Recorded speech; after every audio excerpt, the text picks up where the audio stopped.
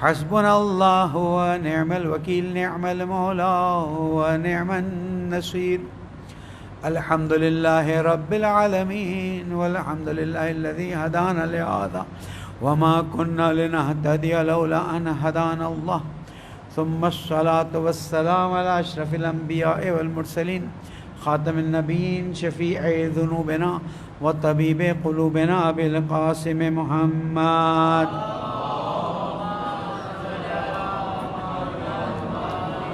وعلى أهل بيته الطيبين الطاهرين المعصومين المظلومين الذين أذهب الله عنهم الرجس وطهرهم تطهيرا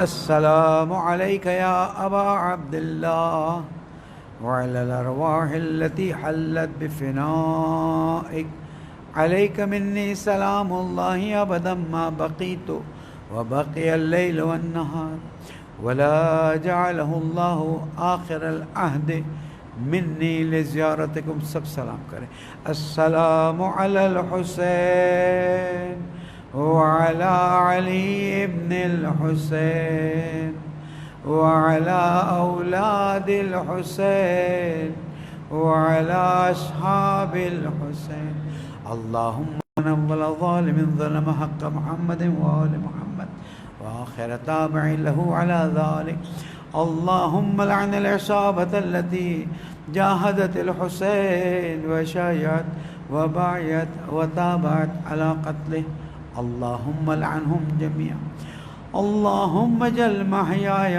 محيا محمد وآل محمد ومماتي ممات محمد وآل محمد ولا تفرق بيننا وبين محمد وآل محمد ابدا درود پڑھ دیں اللہ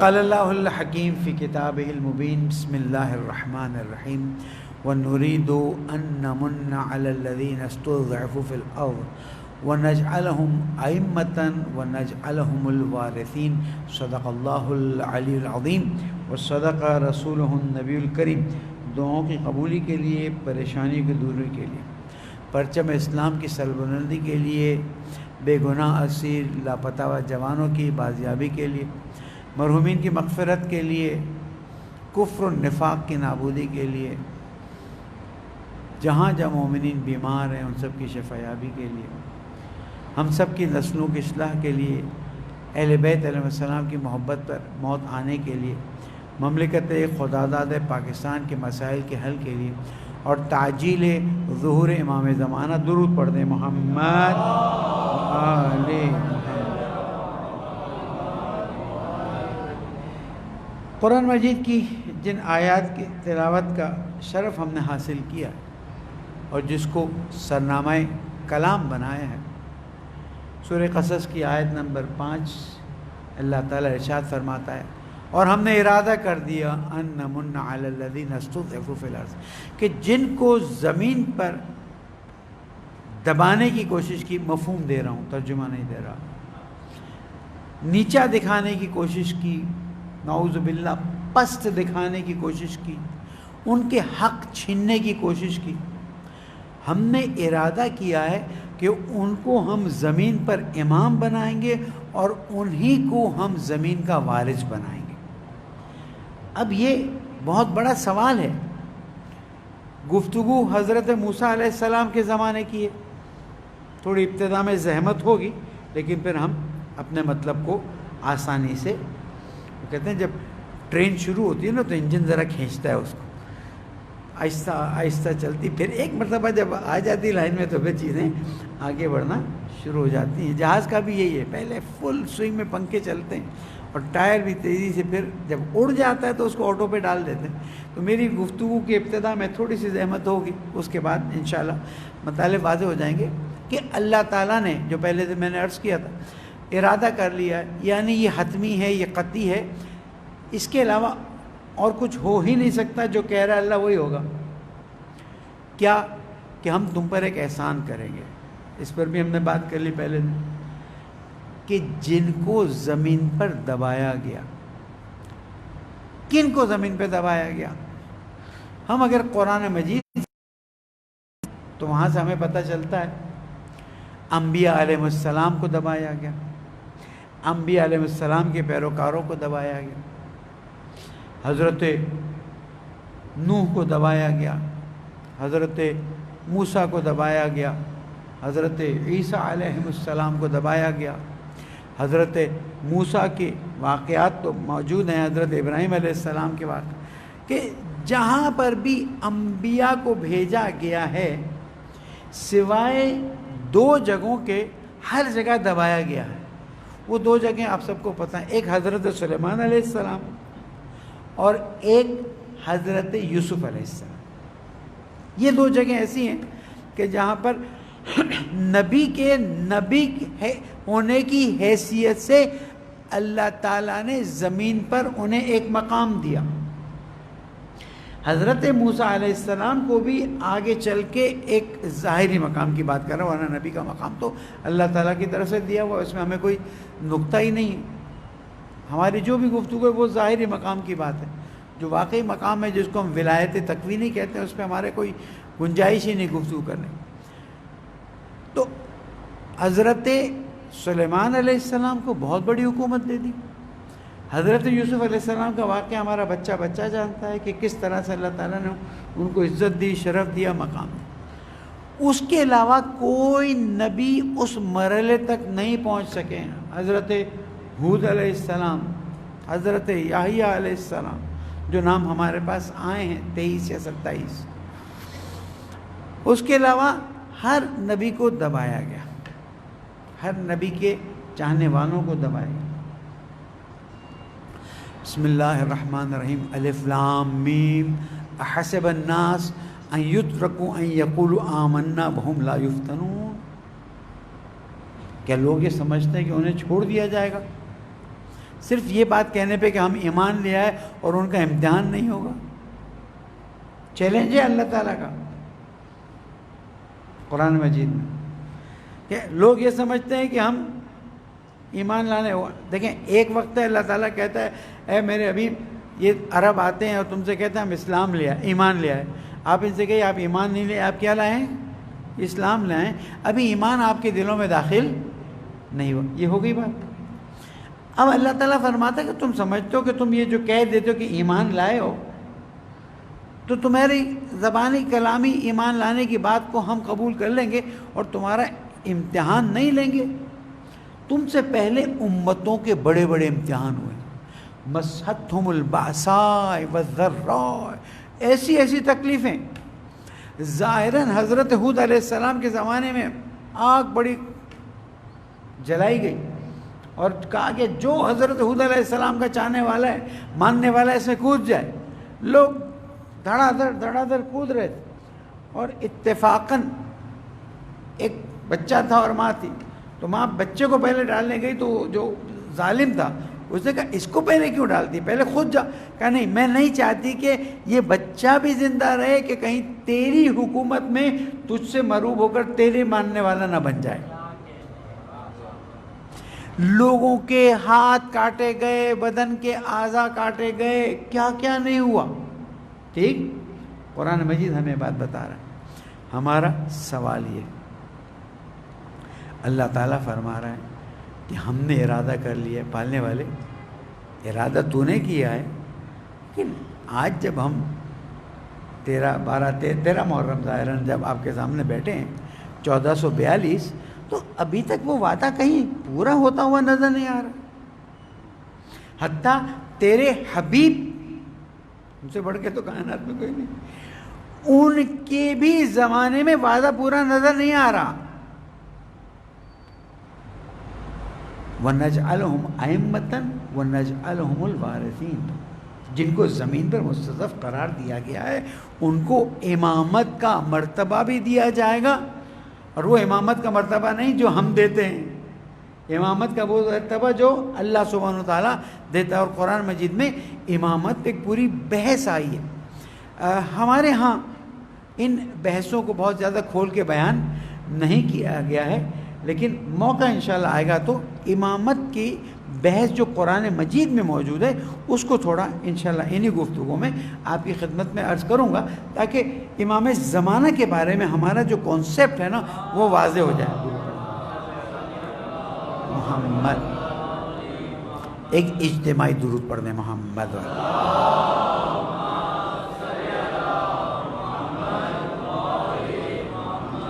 کہ امامت، خلیفہ، خلافت، یہ قرآن مجید کے لحاظ سے جو ہے اس کی کیا صورت، جیسے کہ ہم زمانے غیبت پہ بات کر رہے ہیں، کس کی غیبت؟ زمانے غیبت اور اس کے تقاضے۔ تو غیبت کس کی غیبت؟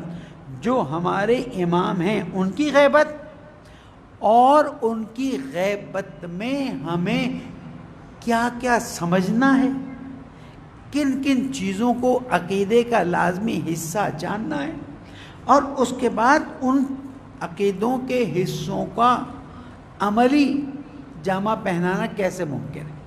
تو جس چیز کی طرف اس وقت توجہ دلا رہا ہوں وہ یہ ہے کہ ارادہ اللہ کا، کہ جن کو زمین پر دبایا گیا 13 سال مکے میں جو ظلم ہوا ہے۔ اب میں پھر سے ایک مثال دیتا ہوں، اس دفعہ اپنے پہ دے دیتا ہوں، غلط فہمی کا کوئی سوال ہی نہیں پیدا۔ ایک وقت ایک عام آدمی ہے، راستے پہ جا رہا ہے، اس کو کوئی تھپڑ مارے اور بھاگ جائے، وہ تھوڑا برا مانے گا۔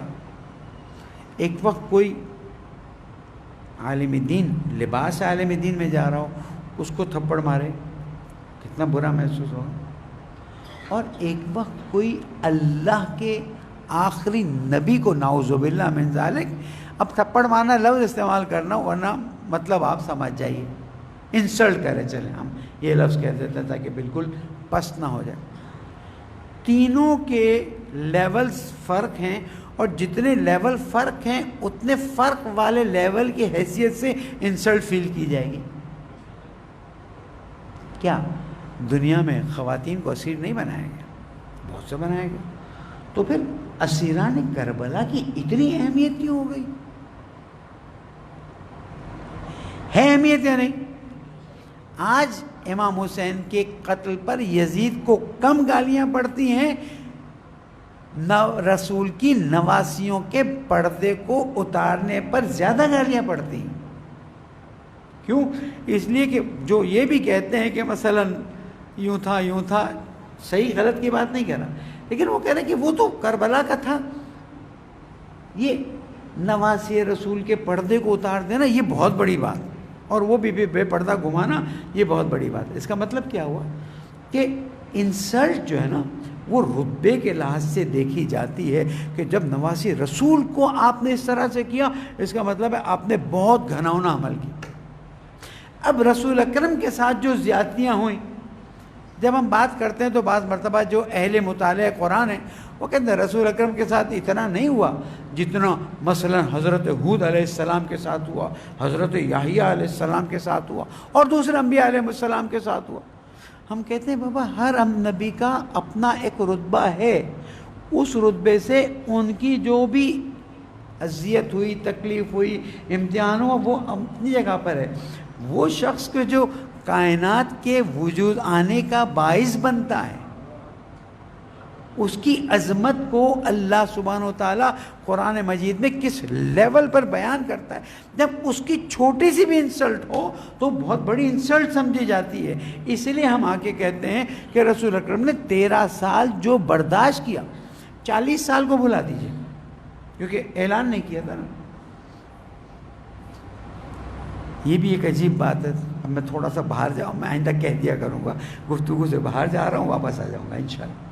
یہ بھی عجیب بات ہے۔ ایک مسلمانوں کا رسول ہے کہ جب وہی نازل ہوئی تو اسے سمجھ ہی نہیں آیا کہ ہوا کیا ہے، اور پھر وہ اپنی بیگم کے پاس بھاگے، سلام و حضرت خدیجہ سلام علیہ، میں تو کوئی مشکل نہیں۔ وہ بیگم بھی کہنے لگی پتہ نہیں کیا ہوا، چلو میں اپنے چچا کے پاس لے جاتا ہوں جو یہودی تھا اور یہودی مرا۔ تو جس مسلمان گروہ کے رسول کو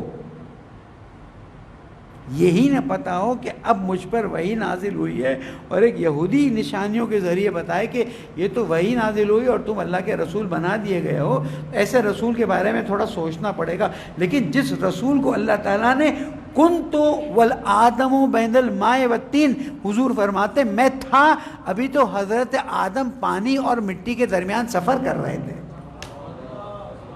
فرق نظر آ گیا؟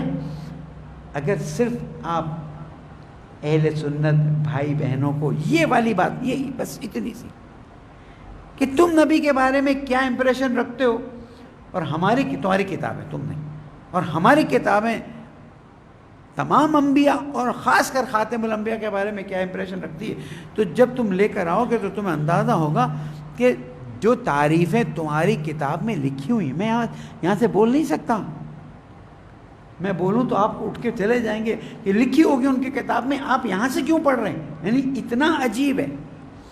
اگر کسی نے رنگیلا رسول، اس پہ بھی لعنت ہو، لکھنے والے پر اور اس کی تائید کرنے والے پہ بھی لعنت ہو، لکھی ہے تو اس نے اپنی طرف سے تو کہانیاں نہیں لکھی۔ اگر کسی نے سیٹینک ورسز، آیات شیطانی لکھی، پتہ نہیں خبر آئی ہے مر گیا، اللہ اس کو جہنم میں اور بھی زیادہ اونچے نیچے گڑھے میں ڈال، لیکن اس کا مواد اس نے کہاں سے لیا؟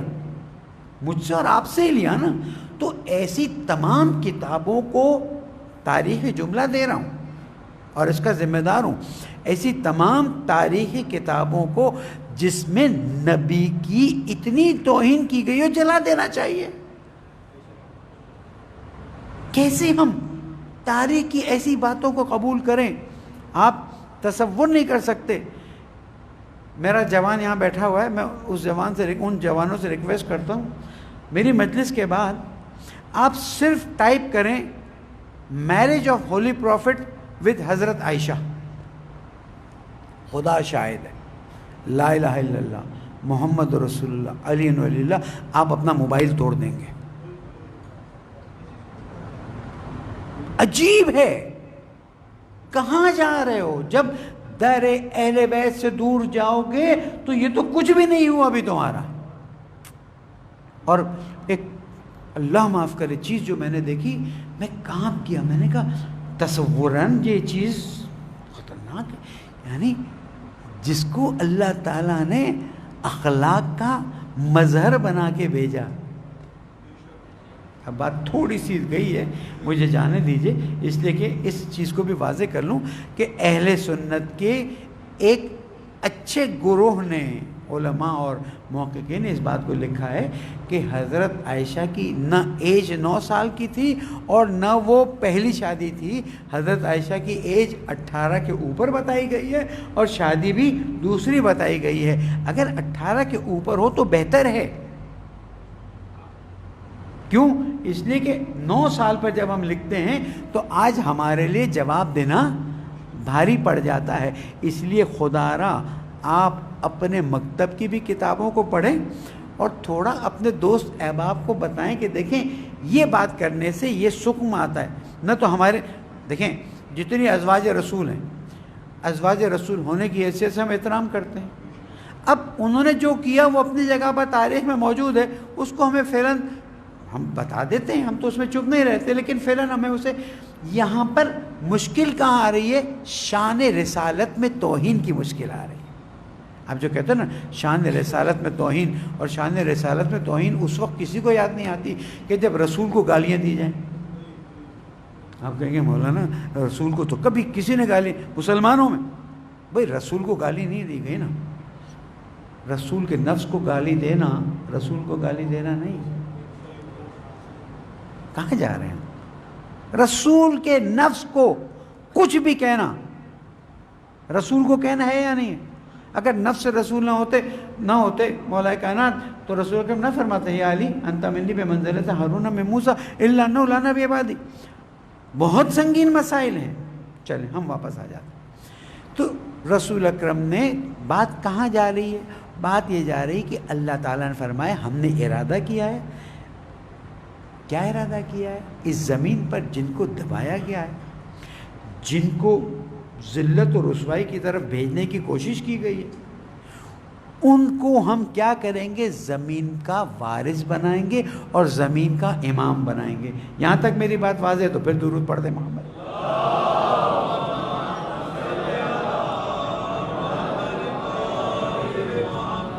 تو 13 سال تو صرف کفار مکہ سے لڑتے رہے اور فتح مکہ کے بعد پھر رضی اللہ بن گئے. ایک نام نہیں لیتا، برا لگ جاتا ہے لوگوں کو، میں کیا کروں. رسول اکرم نے احد کی جنگ میں، اللہ مجھے معاف کرے، بعض مرتبہ بعض ایسے خیالات آ جاتے ہیں اور اللہ نہ کرے ممبر سے بول دوں تو آپ بھی مشکل میں، میں بھی مشکل میں. احد کی جنگ ہو رہی اور رسول اکرم نے ایک جملہ کہا، اللہم لعن، جگہ خالی چھوڑ دیتا ہوں. سمجھ جائے گی یہ اپنے بھی طرح مجلس سنتے. آپ سوچیں رسول اکرم کا جملہ. اچھا میں آپ کو ایک ریفرنس دیتا ہوں. 2013 جولائی 2013، اب تاریخ یاد آ جائے گی، جولائی 2013 کے امت اخبار کو نیٹ سے نکال لیجئے اور اس میں امیر شام کے بارے میں جو لکھا ہے وہ پڑھ لیجئے. اور آپ نہ پڑھیں، صرف پرنٹ آؤٹ نکال کے نیاز کے طور پر اپنے دوستوں کو دے دیں.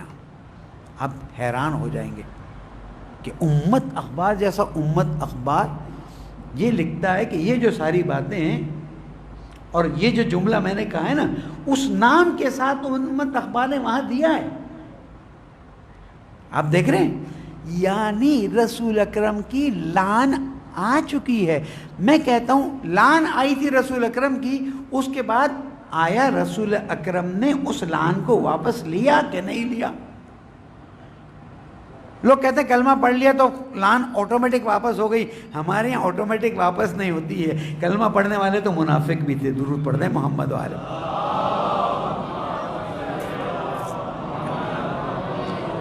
تو 13 سال کوئی حکومت نہیں، کچھ نہیں، زحمت، تکلیف، مشقت، مصیبتیں، پتھر کھانا، اوجنیاں، یہ وہ سب چیزیں برداشت کی. اصحاب کی شہادتیں برداشت کی. پتہ نہیں کیوں ذہن پھر وہیں چلا جاتا ہے، ذہن نکل نہیں رہا. اس لیے کہ معاملہ ہے بہت گمبھیر اور اس معاملے سے ہم جان تو دے سکتے ہیں، ہاتھ نہیں اٹھا سکتے. اس لیے کہ مولا کائنات پر کوئی لعن کروائے اس کو ہم رضی اللہ کہیں، کیسے امکان ہے؟ اور اس پر ہم مثلا مولا کائنات پہ لعن ہے. میرا ذہن نہیں نکل رہا جہاں میں مطلب آگے بڑھانا چاہتا ہوں. پھر ایک نقطہ آ جاتا ہے کہ میں عرض کر کے نکل جاؤں. 13 سال جنہوں نے مکہ میں زحمتیں اٹھائیں، جناب عمار یاسر کے والد، جناب عمار یاسر کی والدہ ہیں، حضرت بلال، دوسرے جنہوں نے واقعی زحمتیں اٹھائیں، وہ جو فتح مکہ کے بعد مسلمان ہوں وہ سب ایک لیول پہ ہو سکتے ہیں؟ قرآن مجید منع کرتا ہے. تو اب 13 سال رسول اور ان کی آل، ان کے گھر والے اور اصحاب کرام رضی اللہ تعالی عنہم، اصحاب کی تعریف تو میں نے بتا دی نا.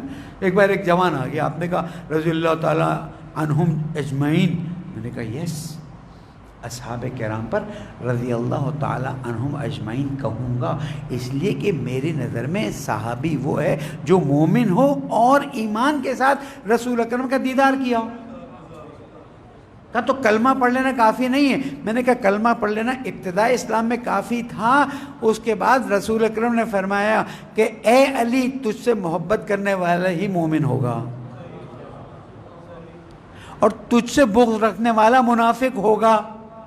تو اب رضوان جو محبت کرتا ہے وہ اصل صحابی ہے نا، ایمان کے ساتھ رسول اکرم کو اس نے دیکھا ہے. تو ہم کہتے ہیں رضی اللہ تعالیٰ، رضوان اللہ تعالیٰ علیہم اجمعین. ہم تو ہر وہ شخص جس نے مولا کائنات سے محبت کی ہم اس کو رضی اللہ کہیں گے، اس لیے کہ علی سے راضی ہونے والا اور علی پر درود بھیجنے والا اور علی سے محبت کرنے والا وہی تو اصل جنتی ہوگا، اس کے بغیر امکان نہیں رکھتا. تو جس نے، اور بہت دعا دیتا ہوں سوشل میڈیا اور سوشل میڈیا پہ کام کرنے والوں کو، چاہے ہمارے جوان ہوں، اہل سنت کے بھائی ہوں، کہ انہوں نے نا دودھ کا دودھ پانی کا پانی کرنا شروع کر دیا ہے. آج میں نے ایک جگہ کلپ دیکھی، 11 یا 12 اہل سنت کے علماء، مولوی حضرات، ذاکرین حضرات کی کلپ آئی ہے اور ہر ایک نے کھل کے جی بھر کے وہ کہا ہے جو کہنا چاہیے، جو ہم یہاں نہیں کہہ سکتے. عجیب بات نہیں ہے؟ ہم یہاں نہیں کہہ سکتے، وہ ٹی وی پہ. خیر، تو 13 سال رسول اکرم نے زحمتیں اٹھائیں، تکلیفیں اٹھائیں، مشکلات اٹھائیں، حکومت قائم نہیں کی. ٹوٹل کتنے سال حکومت قائم رہی رسول اکرم کی؟ 10 سال. اعلان نبوت سے وصال رسول اکرم ٹوٹل 23 سال. 13 سال زحمتیں، 10 سال حکومت. 10 سال کی حکومت میں بھی کیا پورا نظام اسلام نافذ کر سکے؟ نہیں کر سکے. کیا اس آیت کے مطابق نجعلہم ائمۃ و نجعلہم الوارثین بنا دیے گئے؟ سوچئے، آیا پوری زمین پر امامت اور وراثت قائم ہوئی؟ نہیں ہوئی. مکہ کے اطراف، مدینہ کے اطراف حضور اکرم کے زمانے میں تو بہت کم ہوئی تھی نا. توجہ ہے نا میری طرف جو میں نقطہ دینا چاہ رہا ہوں. بچے تو آتے جاتے رہتے ہیں، اس کی وجہ سے ڈسٹرب نہ ہوا کیجیے. بچے ہماری محفل کی زینت ہے. اللہ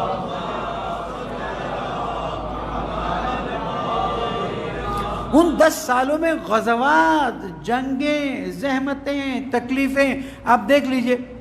تو اللہ کا وہ وعدہ ان 10 سالوں میں پورا ہوتا ہوا نظر نہیں آتا.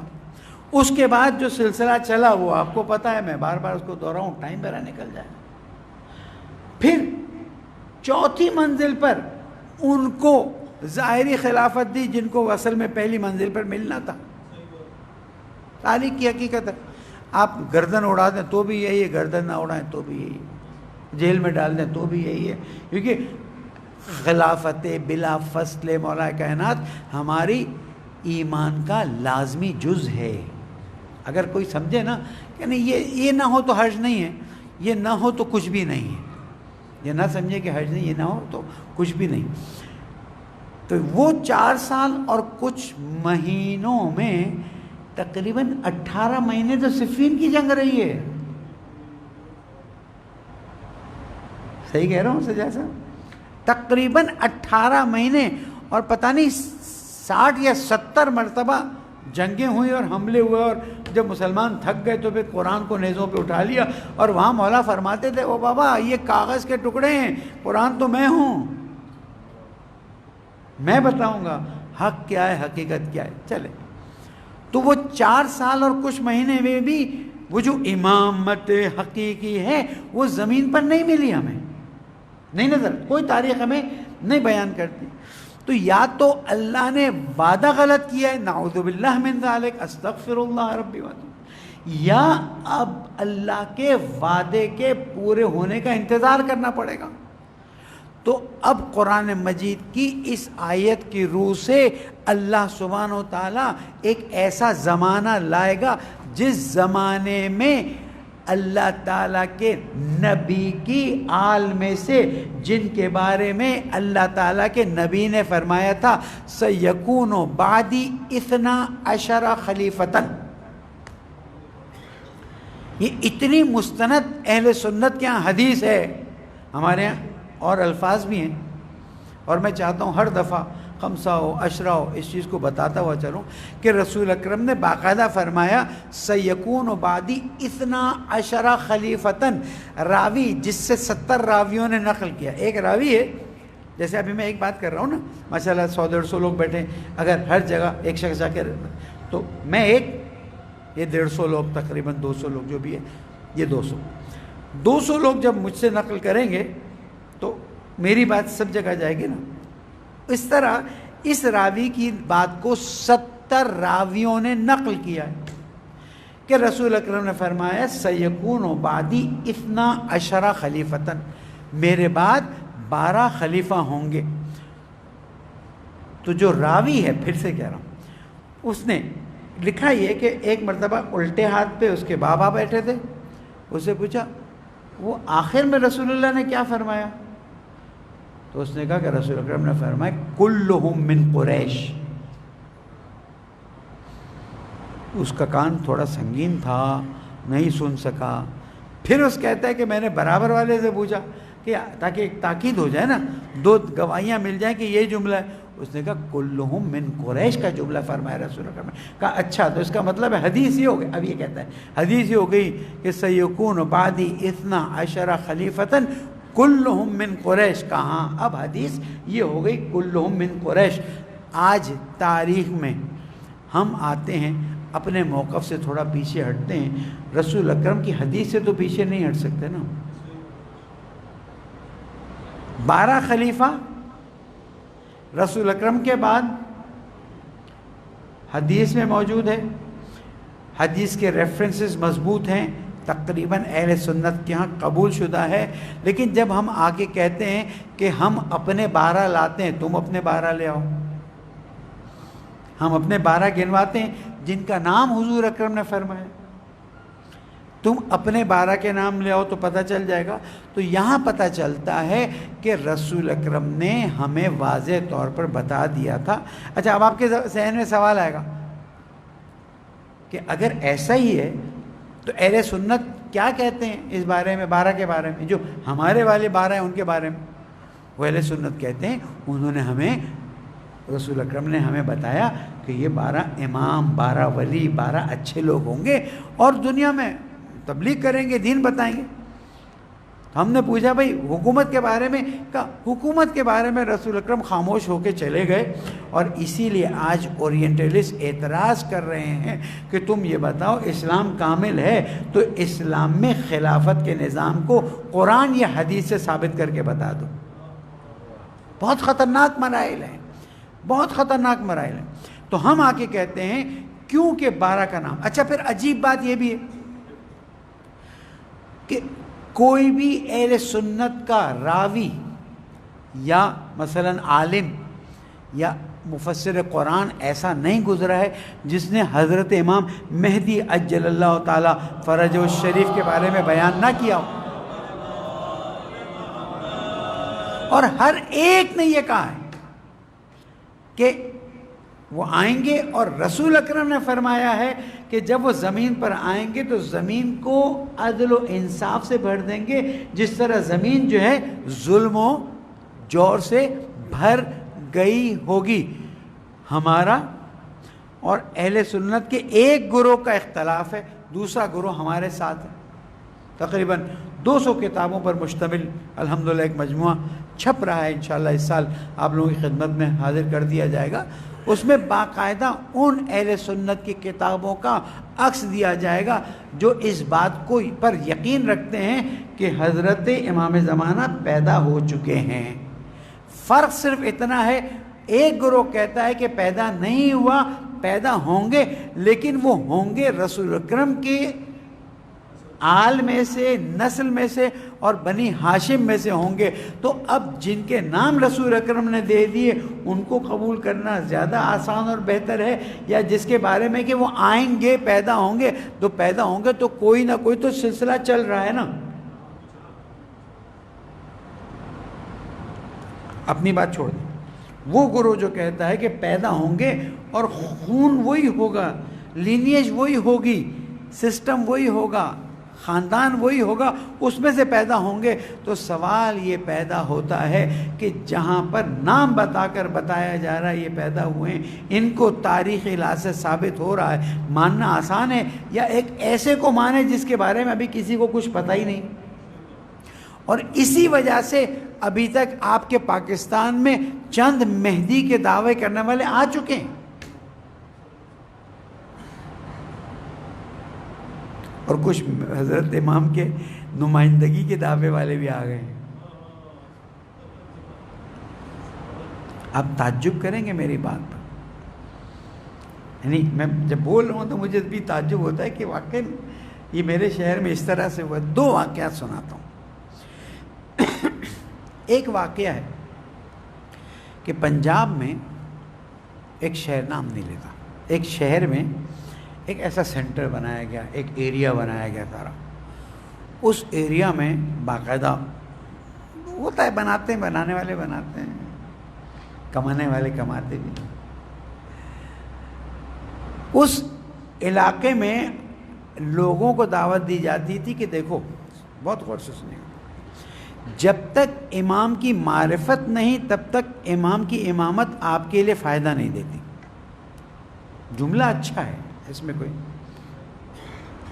الا ومن مات ولم یعرف امام زمانہ ہی ماتا میتتن جاہلیہ، کہ جو مرے اور زمانے کے امام کی معرفت اسے نہ ہو وہ جاہلیت کی موت مر گیا. یہ تو حدیث ہو گئی, ٹھیک ہے.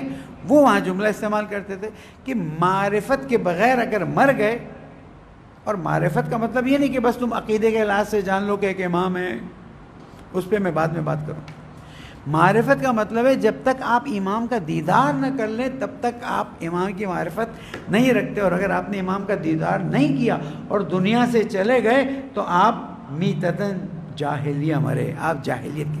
اب ایک آدمی پوری زندگی نماز پڑھ رہا ہے, روزہ رکھ رہا ہے, زمانے کے امام کے بارے میں جو مراجع اور علماء نے عقیدہ بتایا ہے اس عقیدے پہ چل رہا ہے, چاہے وہ مثلا تھوڑی کمزوری کے ساتھ چل لیکن چل رہا ہے. اس کو پوچھا جائے بھائی تمہارے امام کتنے, وہ کہے 12, نام بتا دو, پورے نام بتا دے, 12ویں کا بھی بتا دے, تو اس کا ایمان صحیح ہو گیا, اس میں کوئی. لیکن یہاں پر پنجاب میں ان صاحب نے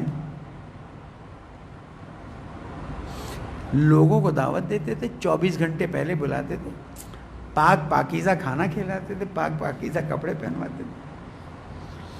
اس کے بعد شب جمعہ, نماز مغربین, دعائے کمیل, اور پھر پتہ نہیں زیارت عاشورہ یا زیارت امام زمانہ, اور کہتے ہیں اب سجدے میں جانا شروع کیجیے.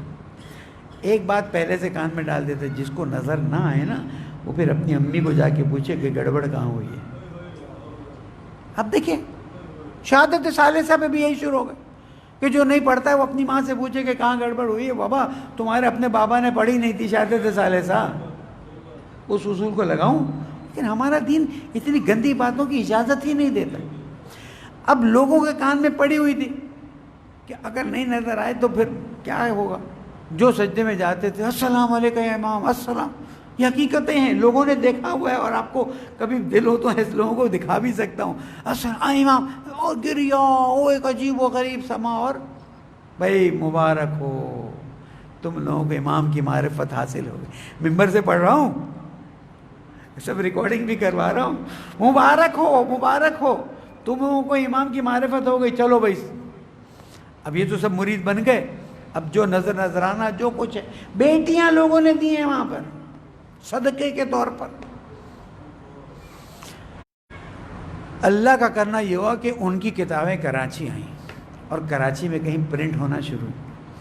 اور اللہ کا کرنا یہ ہوا کہ آپ کے اس حقیقی طالب علم بھائی کو کہیں سے پتہ چل گیا کہ یہ چیز یہاں آنا شروع کیسے کی. یہاں پر شروع یہ کی, مثلا ابھی میں یہاں میرے پہ بیٹھا ہوں نا, ہم لوگ عام طور پر اس پر نہیں بیٹھتے. عام طور پر ہماری رسم آخری والی پر بیٹھنے کی نہیں ہے. کیوں؟ ہم کہتے ہیں یہ جگہ امام زمانہ کے لیے ہم خالی رکھتے ہیں, ایک احترام. اچھا بعض جگہ ممبر ہوتا ہی چھوٹا ہے تو وہاں بیٹھ جاتے ہیں. دل میں ہمیں آتا ہے کہ یہاں بیٹھنا نہیں چاہیے. بعض مطلب نیچے بیٹھتے ہیں تو کہتے ہیں مولانا وہ یہ فوکس نہیں ہوگا, مائک نہیں ہوگا. شروع کیا گیا کہ ایک خالی کرسی رکھی جانے لگی. دیکھیں کام کتنا اچھا ہے, اس کا نتیجہ کہاں جاتا ہے. ایک خالی کرسی رکھی جانے لگی, اور محترمین, آپ جیسے محترمین نے رکھنا شروع کی. ہم کینیڈا سے واپس آئے تو پتہ چلا اس دفعہ کرسیاں بعض جگہ رکھی تھیں, خالی تھی, سفید کپڑا تھا. میں نے پوچھا بھائی کیا ہے یہ؟ کہنے لگے اب سے ہم نے سوچا کہ اپنی میٹنگوں میں, اپنے سیمینارز میں, اپنے پروگراموں میں ایک کرسی خالی رکھیں گے اور اس کرسی کو دیکھ کر امام زمانہ کو یاد کریں گے. میں نے کہا آپ کو نہیں لگتا کچھ عرصے بعد اس کرسی پہ چڑھاوے کتنے آ جائیں گے؟ اس کرسی کی کوئی تاریخی سند ہے؟ اس کرسی کی کوئی حدیث, کوئی روایت کچھ ہے؟ کا نہیں. میں نے کہا اصل میں کیوں حساس ہوا ہوں, اس لیے کہ اب تو 17-18 سے بھی زیادہ سال گزر گئے, تقریباً 15 سال سے. مجھے فیصل آباد میں ماہ رمضان میں درس دینے کے لیے بلایا گیا. اچھا ہم مذہب شناسی میں درس دیتے تھے تو بورڈ اور چوک, ابھی آپ لوگ مارکر استعمال کرتے ہیں, ورنہ وائٹ وہ بورڈ ہوتا تھا, بلیک بورڈ, چوک وغیرہ, اور ہم درس دیتے وقت چلتے پھرتے درس دیتے تھے, اس سے توجہ زیادہ بہتر ہو جاتی تھی. تو جب وہاں پر مجھے ماہ رمضان میں درس دینے کے بلایا تو میرے لیے کرسی سفید کپڑے کے ساتھ رکھی گئی کہ مولانا یہاں خطاب کریں گے. میرے لیے ایک سفید کپڑے والے جیسے رکھتے ہیں یہاں پر گھروں میں مجلس ہوتی ہے, ممبر تو نہیں ہوتا, ایک کرسی رکھ دی, اوپر کالا کپڑا ڈالتے ہیں نا, تو وہاں پر ماہ رمضان تھا تو کالے کپڑے کی بات نہیں تھی, کرسی ڈال دی. میں نے کہا نہیں بھائی میں اس پہ نہیں بیٹھوں گا, میں یہاں کھڑے ہو کے بات کروں. میں نے کہا بہت اچھا, یہ تو ایک تھوڑا ایکیڈمک ماحول ہو جائے گا, جعلی ایکیڈمک ماحول. کہنا ٹھیک ہے. اچھا اب میں بورڈ پہ لکھتا تھا, پھر ادھر ادھر جاتا. تیسرے دن وہاں پر کچھ پیسے رکھ دیے گئے کرسی پہ. میں جب آیا میں نے دیکھے پیسے, میں نے کہا یہ خیریت, کوئی پیسے بھول گیا؟ کہا نہیں وہ اصل میں امام زمانہ کی کرسی ہے نا, میرے ساتھ ہوا ہے اسی لیے میں آپ کو بتا رہا ہوں. جو خواہ مخواہ اتنی حساسیت دکھاتا ہوں اس لیے نہیں ہے کہ مجھے خواہ مخواہ لوگوں سے بیر ہے. میں نے کہا اس کرسی کو فوراً یہاں سے اٹھائیں, اور میں نے اس پورے درس میں یہ گفتگو کی کہ بابا جہاں کوئی چیز ایسی نظر آ گئی تم اس کے تقدس کا قائل ہو جاتے ہو. تو انہوں نے کہا مولانا آپ نے بہت صحیح پکڑا, ورنہ یہ یہاں بن جاتا, اس لیے کہ ہم نے اس طرح کی ایک کرسی کی مخالفت پنجاب کی اس جگہ میں کی ہے جہاں پر سجدہ کر کے امام زمانہ کو سجدے میں دکھایا جاتا تھا, اور وہاں پر کرسی دکھائی جاتی تھی کہ یہ امام زمانہ کی کرسی ہے, اس کو بوسہ لو کہ جب امام زمانہ تشریف لائیں گے تو اس کرسی پہ بیٹھیں گے. کچھ سمجھ آئی آپ کو؟ ہاں, زمانے غیبت اور ہماری ذمہ داری. پھر ایک بڑی تعداد ان کی کتابوں کو لا کر یہاں پر بیچنے کی کوشش کی گئی, لیکن الحمدللہ مومنین ہوشیار تھے, مومنین توجہ رکھتے تھے, جن کی طرف بھی کتاب جاتی تھی وہ فوراً فون کر کے پوچھتے تھے, ہم نے منع کر دی. یہ ایک بات ختم ہو گئی. ایک درود پڑھ دیں محمد والے.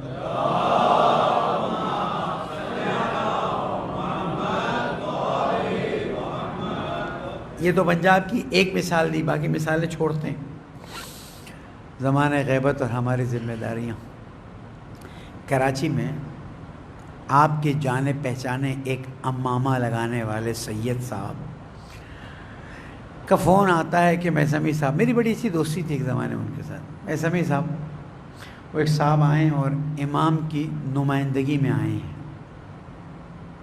اچھا میں ایسی چیزوں کو نہ ڈائریکٹ ہی وہ کر دیتا, میرا یار تم اپنے امام کے نمائندے سے کہو کہ امام کو کہیں مجھے ڈائریکٹ فون کر لیں. یار آپ مذاق اڑا رہے ہیں.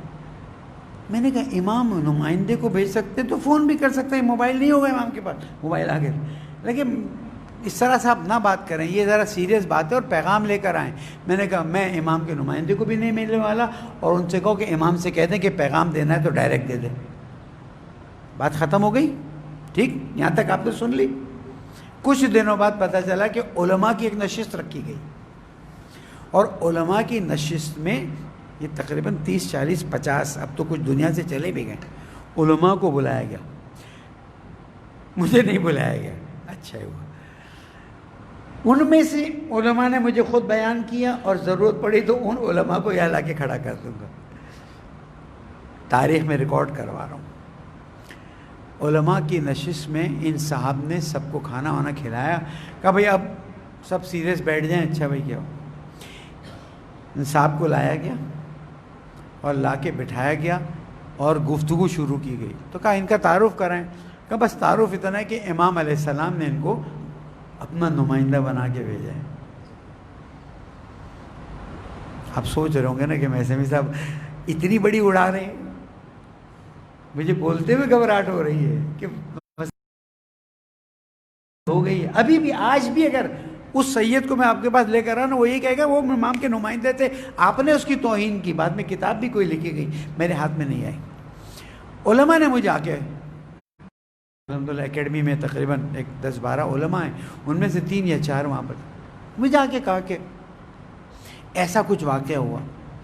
تو جو ایک سید عالم دین جو اکیڈمی سے الحمدللہ مدرس ہیں اور امام جماعت بھی, محترم شخصیت ہے, نام نہیں لیتے, انہوں نے کہا کہ میسمی صاحب محفل, سب بیٹھے ہیں, محفل شروع ہوئی اور کہا گیا کہ یہ امام کے نمائندے, ان سے گفتگو کیجیے.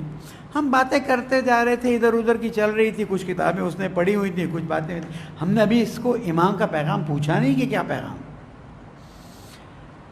ہوتے ہوتے ہوتے کہا بھائی ابھی امام کا پیغام دینا چاہتا ہے کہ پہلے ان کا امام کا نمائندہ ہونا ثابت ہو. ہاں توجہ کر رہے ہیں, آپ تک آواز پہنچ رہی ہے. امام کا بھائی ثابت ہو جائے تو میں تو ان کے پیر چوم لوں. دیکھیں حبیب ابن مظاہر کے پاس جب امام حسین کا نمائندہ آیا تھا نا, سفیر آیا تھا نا, اور جیسے سفیر نے کہا انا سفیر الحسین, میں حسین کا سفیر خط لے کر آیا، برید الحسین، حسین کا خط لے کر آیا ہوں۔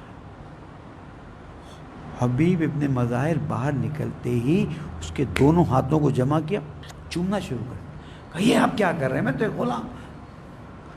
کہ تیرے ہاتھ امام حسین کے ہاتھ کو مس ہوئے؟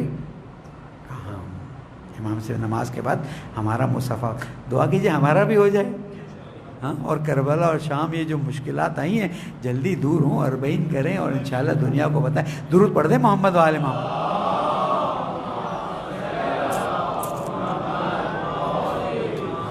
تو کہا کہ پہلے ثابت کریں کہ امام کے نمائندے، اس لیے کہ انہوں نے کہا کہ ہم نے دیکھا ان کے منہ پہ داڑھی ہی نہیں تھی۔ ہاں، داڑھی تو صرف ایک سرٹیفکیٹ ہے نا کہ بھئی ہم اللہ کو چاہنے والوں میں سے ہیں، باقی اللہ جانتا ہے۔ تو داڑھی نہیں تھی تو ہمیں تو سمجھ ہی نہیں آ رہی تھی کہ امام نے اتنے داڑھی والوں کو چھوڑ کر ایک داڑھی مونڈے کو کیسے انتخاب کر لیا۔ اب کوئی راستہ نہیں سمجھ آ رہی تھی کہ ہم کیسے کہیں کہ یار تم امام کے نمائندے نہیں ہو سکتے ہو۔ وہ سید کہتے ہیں کہ ایک دم سے میرے ذہن میں خیال آیا کہ دیکھیں آپ کو ہم امام کا نمائندہ اس وقت مانیں گے آپ ہمیں 2 رکعت نماز پڑھ کے بتا دیجیے، آپ ہمیں 2 رکعت نماز پڑھ کے بتا دیں۔ اس نے کہا مجھے نماز تو آتی نہیں ہے۔ ادھر وہ بھی علماء نے اکتفا نہیں کیا، اچھا چلو ایسا کرو تم وضو کر کے بتا دو۔ کہا وضو بچپن میں سیکھا تھا بھول گیا ہوں۔ یہ ہے ہمارا حال غیبت کے زمانے میں، جہاں کہیں کوئی آواز آتی ہے دوڑنا شروع کر دیتے ہیں، جہاں کوئی بات آتی ہے دوڑنا شروع کر دیتے ہیں۔ مومنوں جب وہ آئیں گے وہ خود آواز دے کر بلائیں گے، اگر ہمارا اور آپ کا کردار اچھا ہوگا۔ ان کو اس طرح کے نمائندے بھیجنے کی ضرورت نہیں ہے۔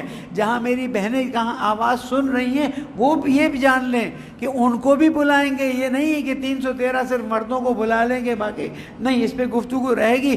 جب امام تشریف لائیں گے دنیا کا کوئی انسان ایسا نہیں ہوگا کہ جس کو امام کی آواز نہیں پہنچی ہوگی۔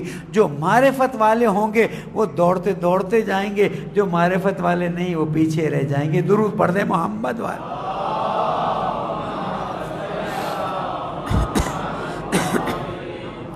بس غیبت کے زمانے کے خطرے بہت زیادہ ہیں، اور اسی لیے ایک مرتبہ چھٹے امام مغرب کی نماز پڑھ کے تشریف فرما تھے اور زار و قطار گریہ فرمانے لگے۔ تو جو اصحاب تھے اطراف میں آگے کہ مولا اتنا گریہ، محرم بھی نہیں ہے، کچھ عاشورہ نہیں ہے، امر جدید قد ورد علیکم، کیا کوئی نئی مصیبت آئی ہے؟ امام نے فرمایا کہ نہیں، کوئی نئی مصیبت نہیں آئی ہے، میں اپنے ان چاہنے اور ماننے والوں کو یاد کر کے رو رہا ہوں جو غیبت کے زمانے میں آئیں گے۔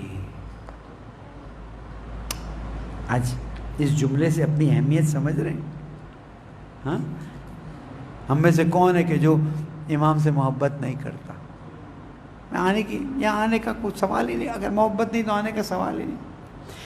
چھٹے امام گریہ فرما کر فرماتے ہیں کہ میں اپنے ان ماننے والے اور چاہنے والوں کو یاد کر رہا ہوں کہ جو غیبت کے زمانے میں ہوں گے، انہوں نے ہمیں دیکھا نہیں ہوگا لیکن تم سے زیادہ ہم پر ایمان رکھتے ہوں گے۔ میں سمجھتا ہوں کہ آپ مومنین کا ایمان ائمہ معصومین پر کم نہیں ہے۔ گولیاں چلی، دھماکے ہوئے، قید کاٹی، معلوم نہیں کہاں گھما کے لے گئے جوانوں کو، واپس آیا جوان تو وہی حسین حسین کرتا واپس آیا۔ تکلیفیں، سختیاں، پریشانیاں، جملہ آخری ہے، اس کی قدر کیجیے گا، اس لیے کہ ائمہ معصومین غیبت کے زمانے میں ان کے چاہنے والوں سے بہت زیادہ محبت کرتے ہیں۔ اور اسی لیے جب 12ویں امام تشریف لے جا رہے تھے غیبت میں تو امام علیہ السلام نے جو توقیع شریف جو خط بھیجتے ہیں، عرض کروں گا، اس کے آخری جملے تھے کہ دیکھو ہم تمہیں اکیلا نہیں چھوڑیں گے، ہم تمہیں اکیلا نہیں چھوڑیں گے، تم بھی ہمیں اپنی دعا میں یاد رکھنا۔ ایسا نہ ہو کہ غیبت کا زمانہ طولانی ہو جائے اور تم ہمیں بلا دو۔ میں تعجب کرتا ہوں، بعض مجالسیں ہوتی ہیں، ایک جملہ امام زمانہ کا نہیں، ایک واقعہ امام زمانہ کا نہیں، ایک بات زمانے غیبت کی نہیں۔